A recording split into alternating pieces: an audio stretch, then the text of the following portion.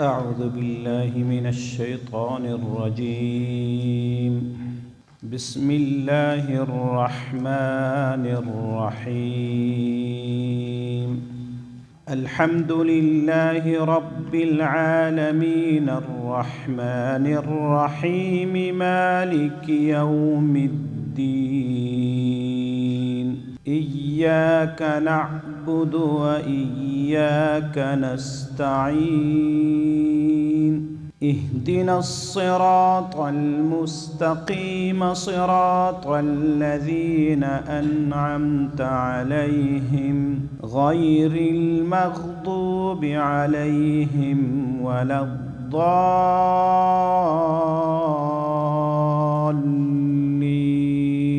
صدق الله العظيم. اللهم أرنا الحق حقا وارزقنا اتباعه وأرنا الباطل باطلا وارزقنا اجتنابه واجعلنا ممن يستمعون القول فيتبعون أحسنه. اللهم يا معلم إبراهيم علمنا، ويا مفهم سليمان فهمنا. اللهم فقهنا في الدين وعلمنا التأويل. أما بعد، سورة الفاتحة مكية وهي 7 آیات. برادران محترم، در 4 روز که از شروع تفسیر ما و شما گذشت، مقدمة القرآن یا اصول قرآن، اصول تفسیر، بعضی قواعدی لازمی که برای راهنمایی طالب العلم ها بود خواندیم. امروز ان شاء الله رسما در تفسیر سورت فاتحه شروع میکنیم. کوتاه و مختصر باید بگوییم که چند چیز ما در هر سورت در تفسیر التزام میکنیم. 1. ربط سورت بعدی با سورت قبلی. هر صورت ربط و مناسبتش با صورت قبلی بیان میکنیم. 1. 2. بیان موضوعی هر صورت. هر صورت چی موضوع داره؟ موضوع، دعوا یا مقصد مهم و رئیسی و محوری هر صورت یک معنا هست. دعوای صورت، موضوع صورت یا مقصد محوری و اساسی صورت. این هر سه یک معناست. این دوم چیز است که در هر صورت ما التزام میکنیم. 3. بیان خلاصه هر صورت اجمالا و تفصیلا. بیان خلاصه هر صورت اجمالا و تفصیلا. 4. بیان حکم، لطائف و فواید آیات قرآن کریم. بیان حکم، حکمتها، لطائف، فواید، معارف، رموز و اسرار آیات قرآن. این 4مین چیز. و همچنان حل الفاظ مفرده، حل الفاظ مفرده و جمله های قرآنی. حل الفاظ مفرده و جمله های قرآنی. این چند چیزه در هر صورت در ابتدایش متوجه باشین. اول، ربط و مناسبت صورت بعدی با صورت قبلی. 2. بیان موضوع، دعوا و مقصد مهم و محوری هر صورت. 3. بیان مضمون هر صورت اجمالا و تفصیلا. 4. بیان حکم، لطائف، فواید هر صورت. 5. بیان یا تشریح و توضیح الفاظ مفرده و جمله هایی که در آیات قرآن هست. اولین صورت سورت فاتحه هست. در سورت فاتحه ربط و مناسبت نمیخواهد. چرا؟ به خاطری که قبل از سورت فاتحه هیچ سورت نیست. از این گپ اولی به اینجا ما چی هستیم؟ بار ما سبوک است. یعنی بیان ربط و مناسبت اینجا ضرور نیست، چون قبل از سورت فاتحه دیگه سوره نداریم. اولین سورت قرآن سورت فاتحه هست. سورت فاتحه را شما بالای ورق هم میبینین. الفاتحه پیش رویش نوشته است 1. سورت فاتحه به اعتبار ترتیب نزولی که از آسمان نازل شده 5م سورت است. سورت الفاتحه به اعتبار ترتیب نزولی 5م سورت است. به اعتبار ترتیب عثمانی و ترتیب مصحف اول سورت است. سورت نخستین سورت. ترتیب نزولی 5م، ترتیب عثمانی و ترتیب قرآنی و ترتیب مصحفی که جلو روی ما و شما قرار داره پنجمین سورت. نزلت قبل اللهب و بعد المدثر. سورت فاتحه نزلت قبل اللهب. این سورت پیش از تبت یدا ابی لهب نازل شده. قبل اللهب، قبل المسد، پیش از مسد، پیش از سورت تبت یدا نازل شده. و بعد المدثر، و بعد از سورت مدثر نازل شده. بعد از مدثر یعنی به این معنا که مدثر چهارمین سورت است، این پنجمین سورت است بعد المدثر. و هی مکیه و مدنیه. سورت فاتحه از جمله سورت هایی است که هم مکی هست و هم مدنی. مکیه و مدنیه. سورت فاتحه هم مکی هست و هم مدنی هست. مولانا شریف الله صاحب تفسیر کوثریش پیش ما است. این تفسیر به دست خودشان برای ما هدیه کردن. نوشته کرده نزلت بمکه حین فرضت الصلاة. تفسیر فاتحه نزلت بمکه حین فرضت الصلاة. ای با مکه هم نازل شد هنگامی که نماز فرض شد. در وقت فرض شدن نماز یک بار در مکه نازل شد. و بالمدینه لما حولت. همین سورت فاتحه یک بار در مدینه هم نازل شد. لما حولت، وقتی که تحویل قبله آمد. قبله از بیت المقدس به طرف بیت الله گشت، دو وقت باز دوباره نازل شد. یعنی سورت فاتحه را یکی از نامهایش بعداً میخوانیم مثانی هست.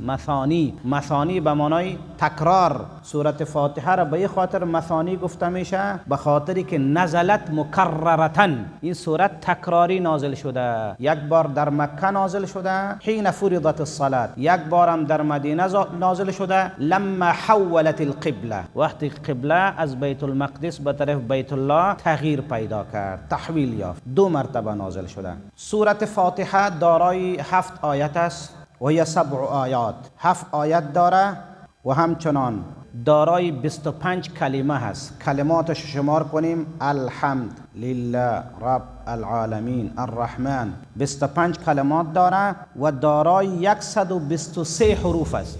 123 حروف. 25 کلمه 123 حروف داره. از الحمدو که شروع کنید: الف لام ح میم دال لام ها. 123 حروف داره.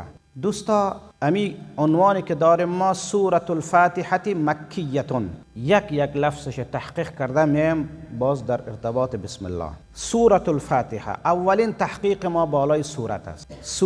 سوره چی معنا؟ سوره اختلف العلماء فی معنی السوره. علما در معنای سورت اختلاف دارند. سورت چی معنا؟ علما اختلاف دارند. دو مذهب است. یک من همزها و من لم یهمزها. کسی که سوره را همزه میده، سوره سر واو همزه سوار است، سورتون. من همزها، کسی که سوره را همزه میده، سوره. یک. دو مذهب من لم یهمزها، کسی که سوره را همزه نمیده، سورتون. واو سورتون. دو قسم خوانده شده. کسایی که مذهب اول، کسی که سوره را همزه میده، اونها میگن که سوره این مأخوذ است از ما بقی من الشراب فی الاناء. سؤر در فقه هم ما و شما میخوانیم. سؤر چی را میگه؟ پس خورده. ما بقی من الطعام و الشراب، آنچه که از خوردنی و نوشیدنی در کاسه باقی بمانه، او را ما چی میگیم؟ سؤر.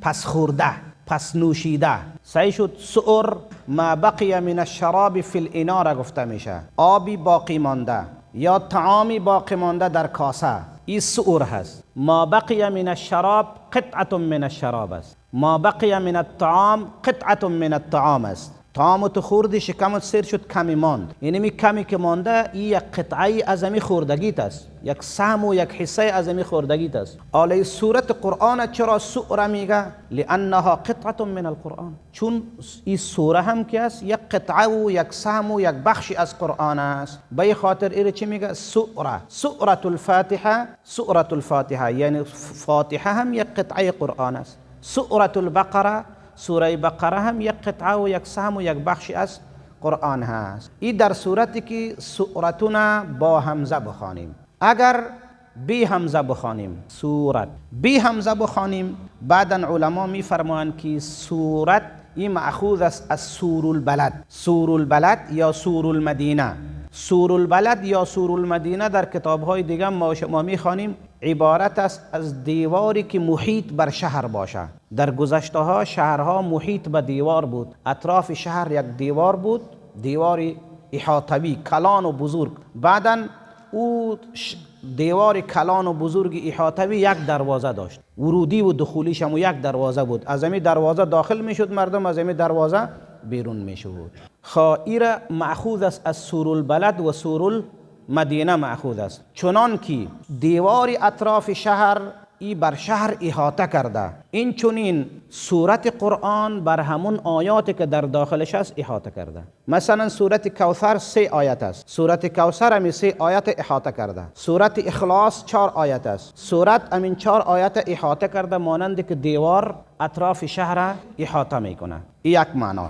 در عربی حلقه و دستوانه که زنها در دستشان میکنن این سوار میگه، دستوانه را سوار میگه. چرا؟ لاحاطتها بالساعد، بخاطر که اینمی دستوانه این ساعد و بند دست احاطه میکنه، به می خاطر این سوار گفته میشه. سوار به خاطر میگه که بند دست احاطه کرده، به خاطر سوار گفته میشه.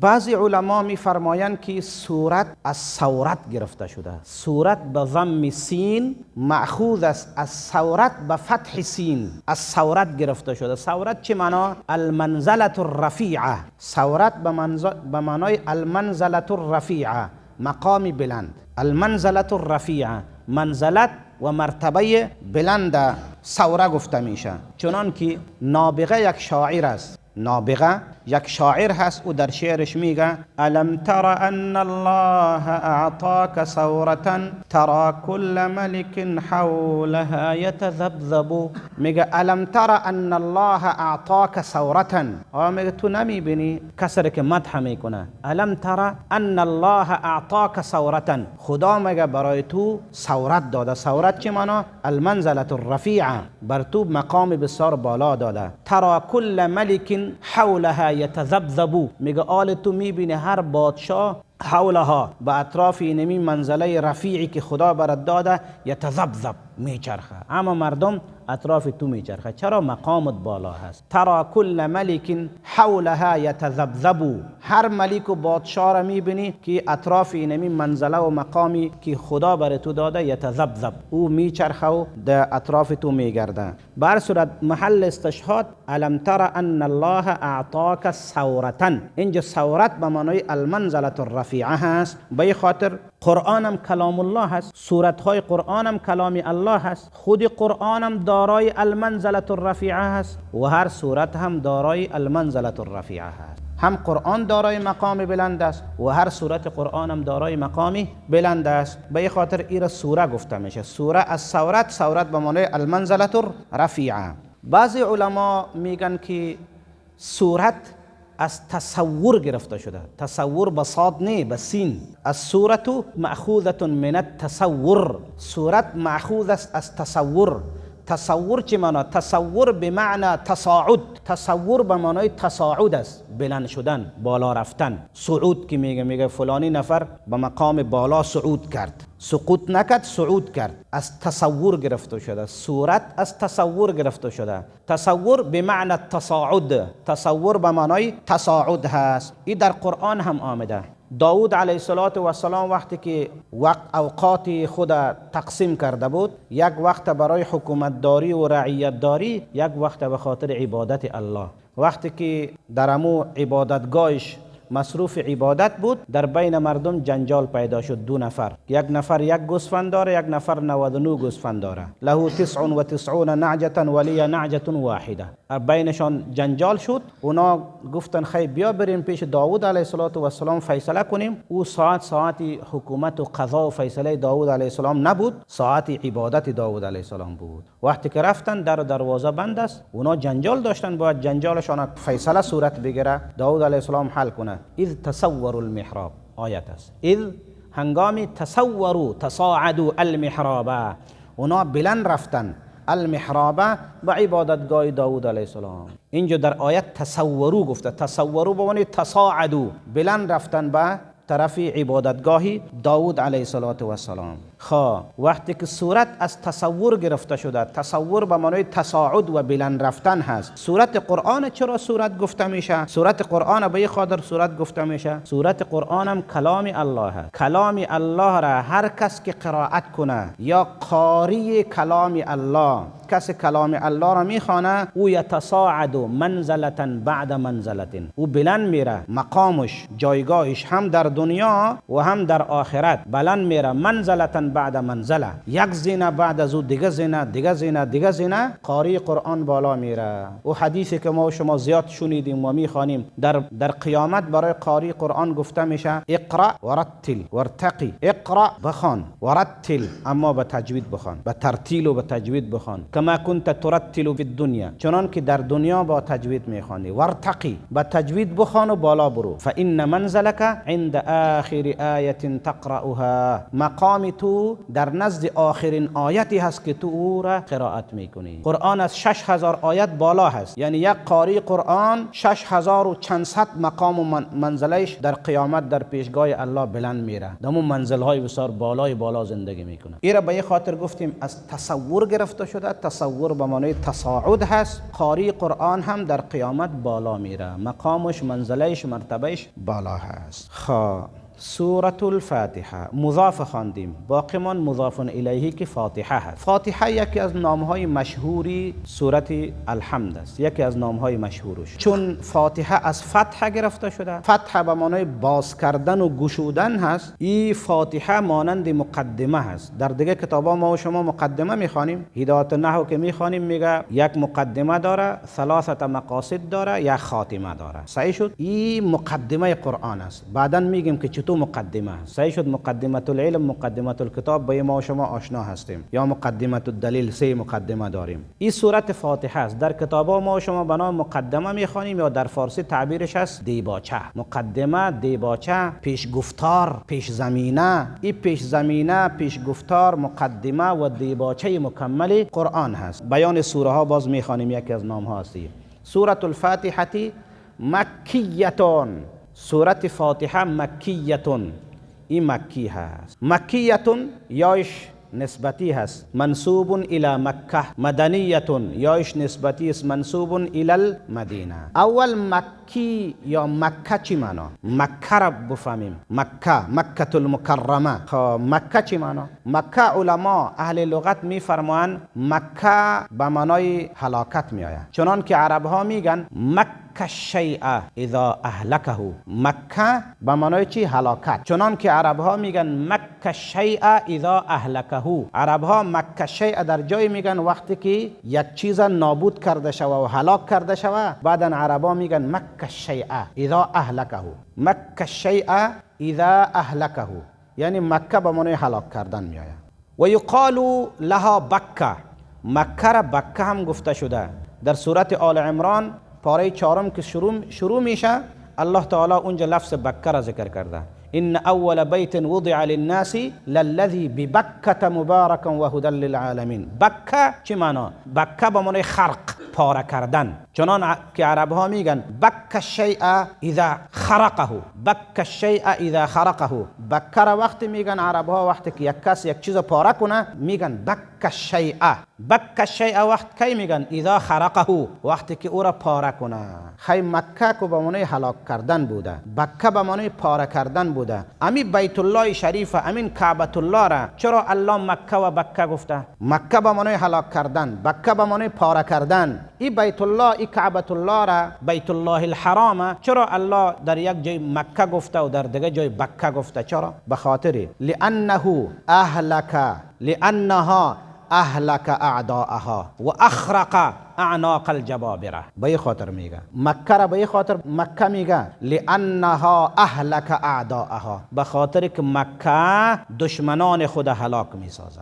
مکه لانها اهلک اعداءها، مکه دشمنان خود هلاک میسازه. و اخرق اعناق الجبابره، و گلون و گردن انسانای جابر و ستمگار پاره میکنه. و اخرق اعناق الجبابره، اعناق جبابره را، گردنهای انسانهای ظالم و حجابه را پاره میکنه. به خاطر مکه را هم مکه گفته شده هم بکه گفته شده. واقع ابرهه مشهور است. ابرهه که آمد به خاطر تخریب بیت الله، الم ترى کیف فعل ربک باصحاب الفیل الم یجعل کیدهم فی تضلیل و ارسل علیهم طیرا ابابیل ترمیهم بحجاره من سجیل فجعلهم كعصف مأکول. اونا را چی کرد؟ هلاکشان کرد، پاره پارهشان کرد. به خاطر الله مکه را مکه میگه و بکه را بکه میگه. صحیح شد؟ مکیتون گفتیم یای نسبتی هست. سورت فاتحه مکی هست. چی معنا؟ یعنی در مکه نازل شده و پیشتر گفتیم فراموش تا نشه و هی مکیتون و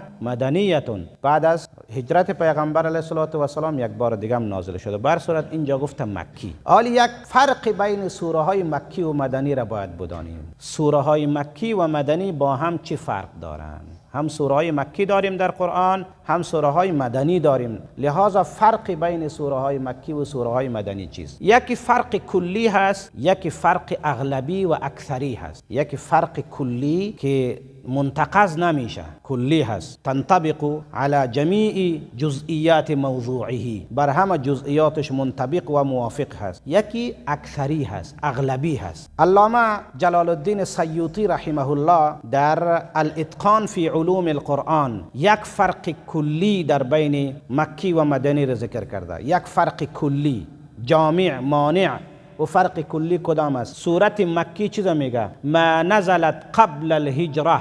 مکی ما نزلت قبل الهجره.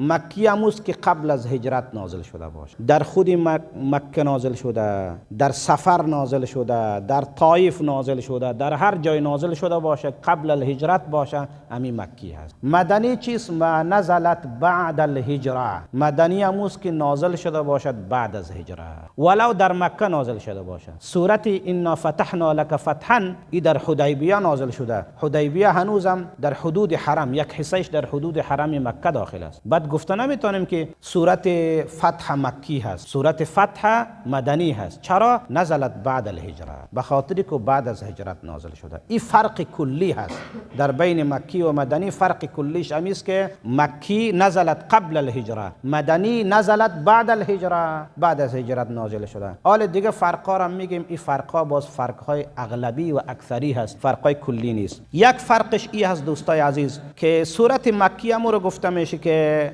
دو کلمه کلا می باشه. کلمه کل در صورت های مکی کلمه کلا آمده. تقریبا در 15 سوره مکی و هم از نصف به او طرف، از نصف قرآن به او طرف در صورت های مکی کلمه کلا ذکر شده.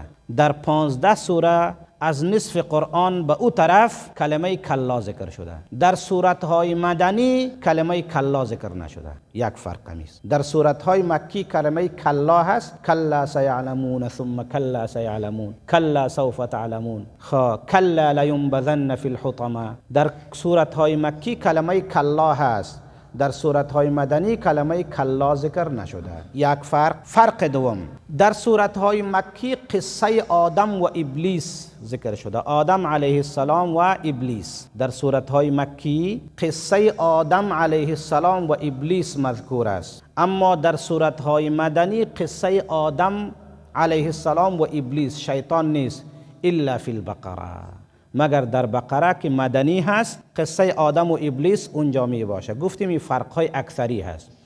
در سورت‌های مکی قصه آدم علیه السلام و شیطان هست.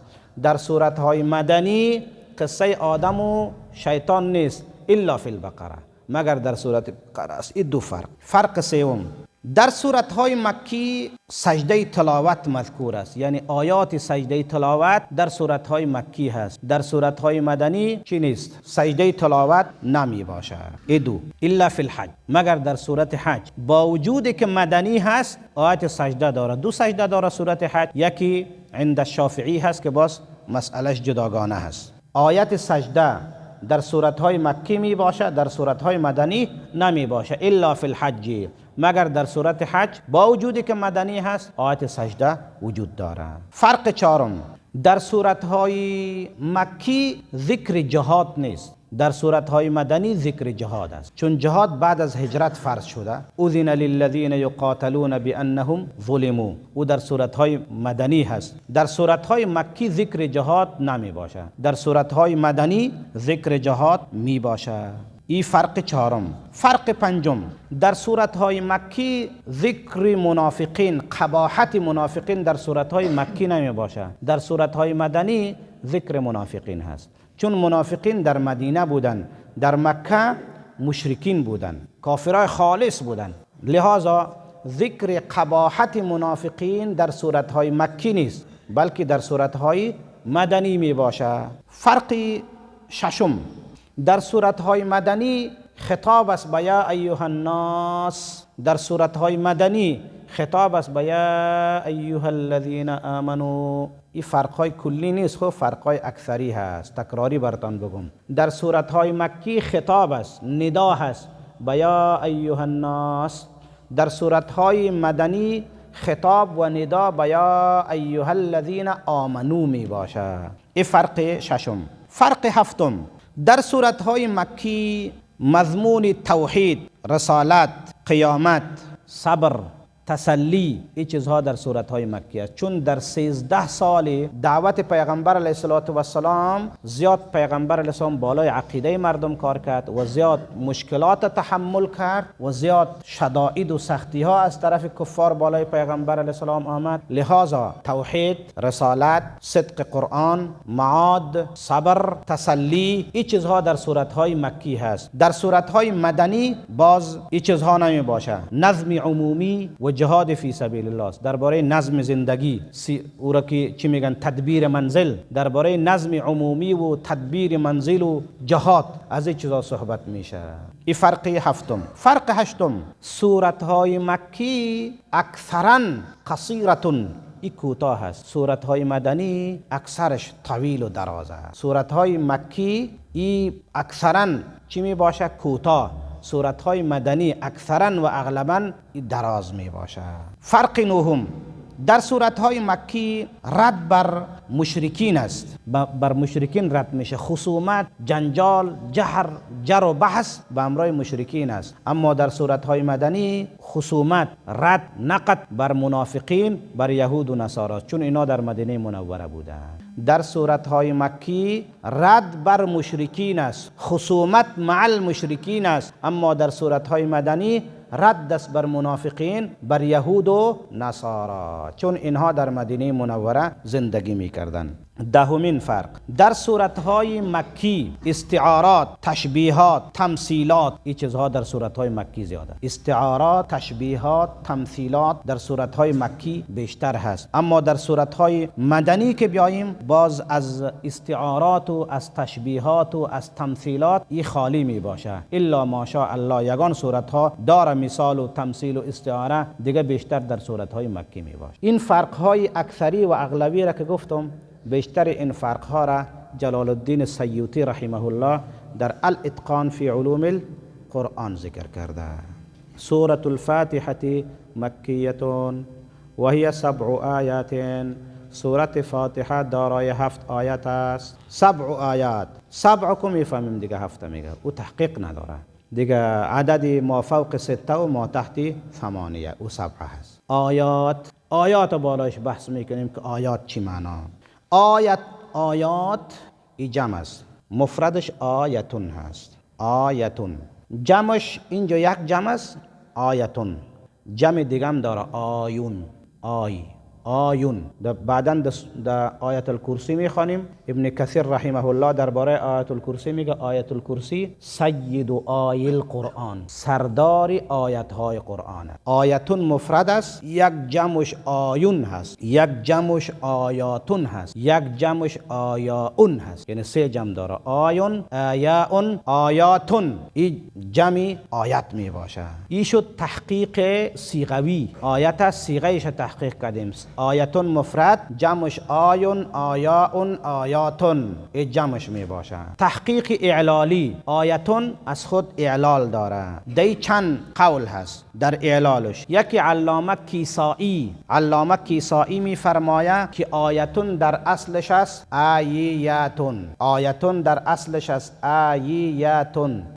نه آییاتون، نه آییاتون. آیتون در اصلش است آییاتون بر وزن فاعلاتون، مانند آمینتون. آییاتون، فاعلتون، آمینتون. بعد چی کار کردیم؟ آیتون جور شد. یای اول آییه، یا متحرک ما قبلش مفتوح، یا را به الف بدل کردیم. یک الف کو اول هست یا اولا به الف تبدیل کردیم، اجتماع الفین شد. احد الفین، الف دوم حذف کردیم تخفیفا تا از آیتون میگرده آیتون میشه. یک اعلال. این مذهب کیسائی هست. کیسائی. سیبویه چی میگه؟ سیبویه امام نحویین این میگه آیتون، میگه در اصلش هست آیاتون. پیشتر بود آییتون، این میگه آیاتون. آیاتون. یای اول هم مفتوح است، یای دوم هم مفتوح می باشه. یای اول هم به الف تبدیل کردیم، باز یکش حذف میکنیم، پس میشه آیاتون. فرا میگه آیتون در اصلش است ایاتون. یای اول مشدد هست ایاتون، اما یای مشدد به الف تبدیل میکنیم تا از ایاتون میگرده، پس آیتون میشه. صحیح شد. این نظری این بزرگوارا درباره تحقیق اعلالی آیت هست. تحقیق لغوی آیت چی معنا؟ یک معنای لغوی هم داره و معنای اصطلاحی هم داره. آیت در لغت، آیت در اصطلاح. علما میگن که آیت یک معنای آیت است عبرت. ما میگیم به فلانی ها درس عبرت شود. یک معنای آیت هست درس عبرت، یا عبرت معنای آیت هست. الله تبارک و تعالی در قرآن میگه ان فی ذلک لآیات للمتوسمین. ان فی ذلک لآیات للمتوسمین. آیات لعبر، عبرت ها هست، درس عبرت هست. آیات به معنای عبر هست، یک معنا. دو معنای آیت هست علامت. آیت به معنای علامت و نشانه. درباره طالوت وقتی که بنی اسرائیل مطالبه کردن که برای ما امیر جنگ مقرر کو، امیر جنگ طالوت مقرر شد، باز الله تعالی گفت ان آیت ملکه ان یأتیکم التابوت فیه سکینة من ربکم و بقیة مما ترک آل موسی و آل هارون تحمله الملائکه. ان آیت ملکه، ان علامت ملکه، نشانه بادشاهی طالوت این است که ان یأتیکم التابوت. آیت اونجا به معنای علامه هست. سوم، آیت به معنای جماعت هم می آید. جماعت، گروه، جماعت و گروه. چنان که عرب ها میگن خرج القوم بآیتهم ای بجماعتهم. آیت به معنای جماعت. خرج القوم بآیتهم ای بجماعتهم. آیت به معنای جماعت هم می آید. آیت به معنای عجیب هم می آید. عجیب، عجب، چیزی که تعجب برانگیز است. آیت به این خاطر آیت میگن که آیت هم همه جهان از اتیان به مثلش به تعجب آورده.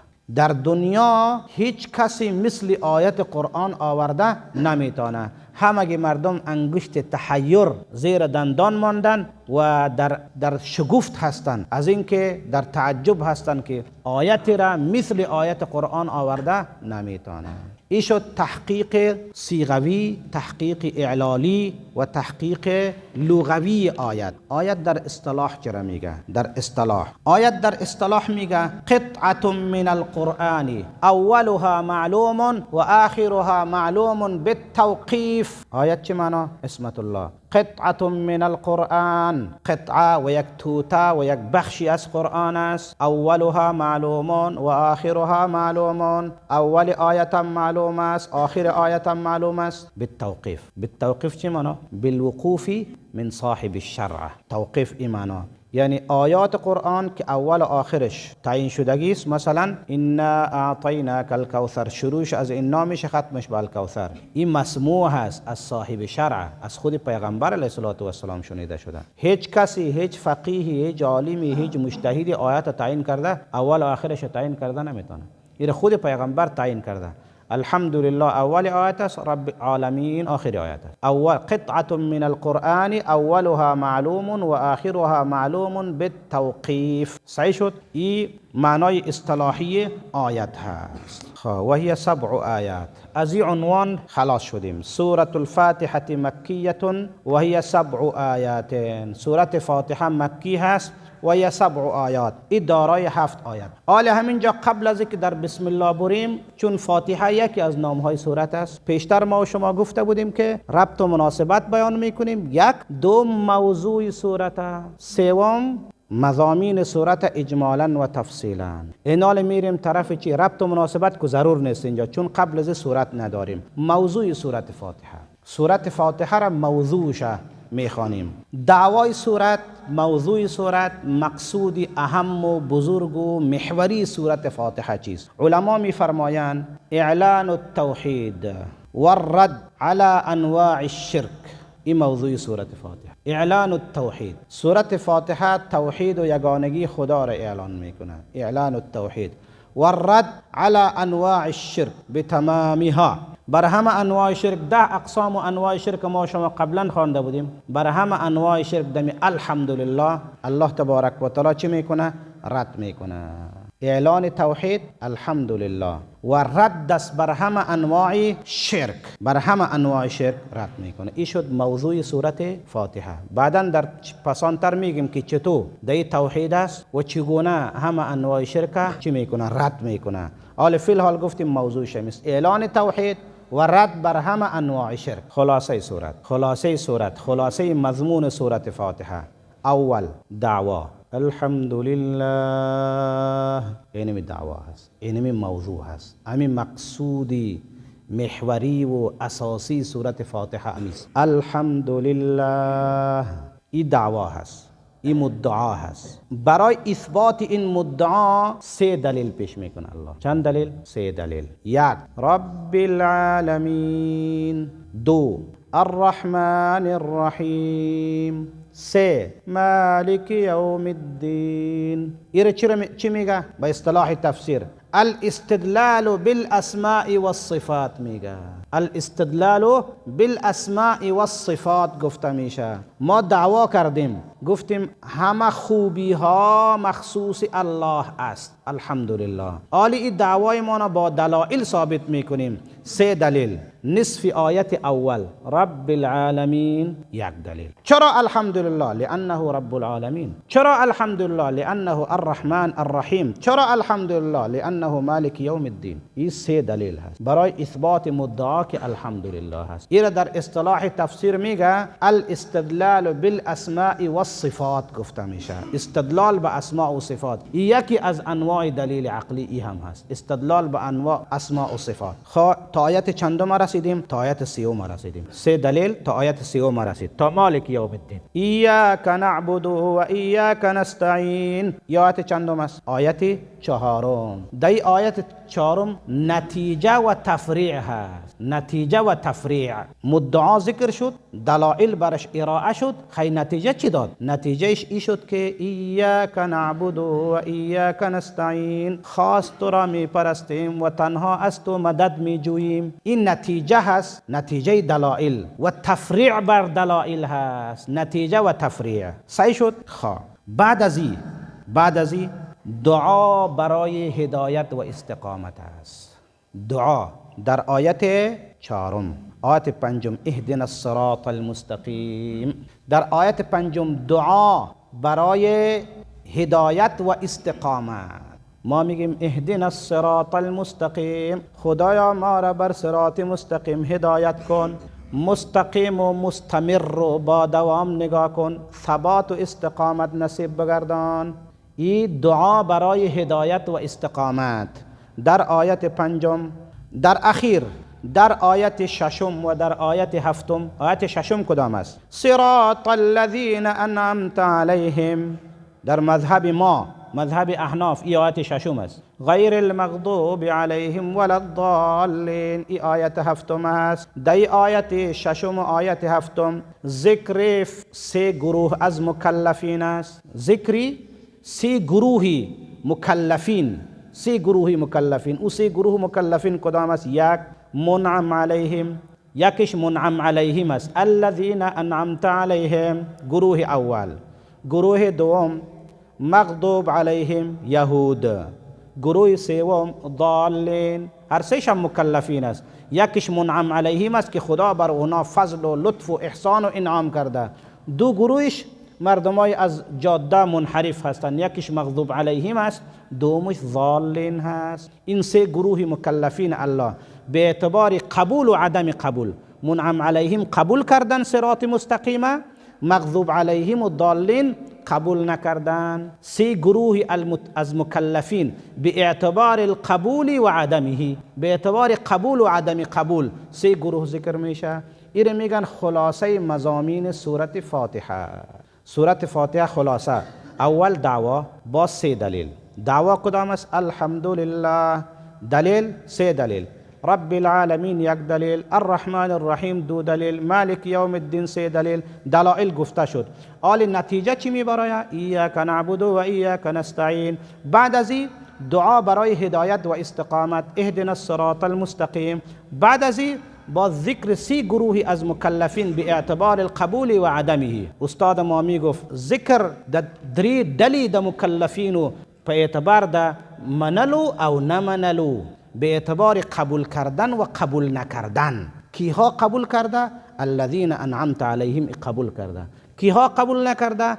المغضوب علیهم که یهود است، الضالین که نصارا است. خلاصه مضمون سورت فاتحه شد.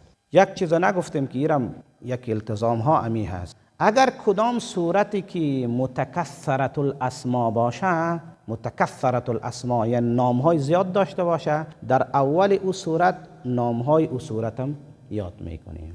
کدام صورتی که متکثرت الاسما هست، نام زیاد داره، نام های او را میگیریم. آلی صورت فاتحه ای از جمله صورت های متکثرت الاسما هست. علامه محمود شکری آلوسی در تفسیر روح المعانی برای سورت فاتحه 22 نام ذکر کرده. 22 نام برای سورت فاتحه ذکر کرده. یک سورت الفاتحه، یک. دو سورت الحمد، سورت الحمد. سه سورت الصلاة، سورت الصلاة. هم در نماز خوانده میشه، هم در حدیث پیغمبر علیه السلام میفرماید قسمت الصلاة بینی و بین عبدی نصفین. صلات سورت فاتحه. ما سوره فاتحه را بین خودم و بین بنده‌ام دو برابر تقسیم کردم. سورت الصلاة. چهار سورت النور. هر سوره هر نام از خودش وجه تسمیه داره. سورت النور. پنج اعظم السوره، اعظم السوره، بزرگترین سوره. آیتش که 7 است لکن به اعتبار محتوا بزرگترین سوره است. اعظم السوره. شش سورت الشفاء، سورت الشفاء. هفت سورت الرقیه، سورت الرقیه. دیگه سورت الواقیه، واقعانی واقعه از وقایه گرفته شده. هشتم سورت الواقیه. نهم سورت الوافیه، وافیه. دهم سورت الکافیه. یازدهم سورت الشافیه. دوازدهم سورت الکنز. سیزدهم سورت تعلیم المسئله، سورت تعلیم المسئله. چهاردهم السبع المثانی، السبع المثانی. پانزدهم القرآن العظیم. شانزدهم اساس القرآن. هفدهم سورت الشکر. هجدهم سورت المناجات، سورت المناجات. نوزدهم سورت التفویض، تفویض بضاد آخرش، سورت التفویض. بیستم سورت السؤال، سورت السوال، سورت السؤال. بیست و یکم ام الکتاب، ام الکتاب. بیست و دوم ام القرآن. این 22 نامی سورت فاتحه هست. این از جمله سورتهای متکثرت الاسماء هست که نامهای ای زیاد هست، یعنی 22 نام علامه آلوسی در تفسیر روح المعانی ذکر کرده.